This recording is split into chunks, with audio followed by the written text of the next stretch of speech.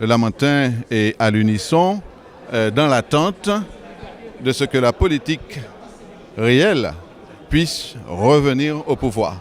Et les Lamentinois estiment que face à la façon dont la collectivité, en tout cas les deux anciennes collectivités, les futures anciennes, ont été menées, n'étaient pas convaincantes. Pire, les Lamentinois ont eu l'impression que c'était plutôt un panier à crabes où on se passe des petits avantages personnels, où l'intérêt particulier prédominait au détriment de l'intérêt commun. Le bien commun est pour les Lamentinois en péril. Et donc les Lamentinois qui sont un peuple très politisé, parce que c'est au Lamentin qu'il y a eu un certain nombre de luttes ouvrières, des luttes historiques. Je me rappelle par exemple les événements du 24 mars 1961 où les Lamentinois étaient derrière les grévistes pour dire au patron Aubéry, eh bien nous ne voulons pas que vous nous imposiez, continuez à nous exploiter, à nous imposer une façon de faire.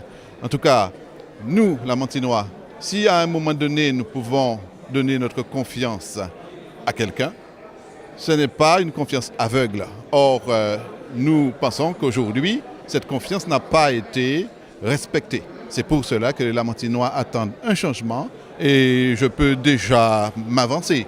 Les Lamentinois sont très favorables à ce que l'expérience du Grand Assemblée, l'affichage de deux personnalités très intègres, expérimentées.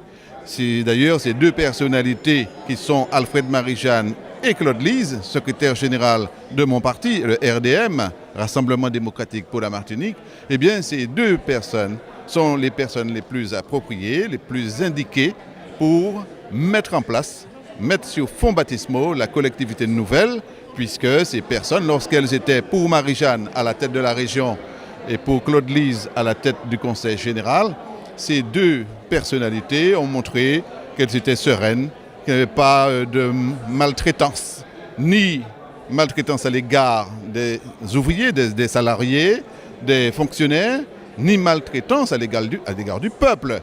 Mais quand même, il faut se rendre compte que quand même on a l'impression que ces gens-là nous ont carrément oubliés et que nous, honnêtes, honorables citoyens, nous, travailleurs, nous, patriotes martiniquais, parce que nous sommes tous amoureux de notre pays, de notre patrie, eh bien nous avons l'impression que nous sommes laissés de côté au profit d'intérêts personnels. Voilà, alors je pense que c'est vrai, on peut donner des analyses politiques plus approfondies, mais lorsque on remonte un petit peu à l'histoire, nous avons même l'impression que nous sommes retournés à l'époque des affranchis.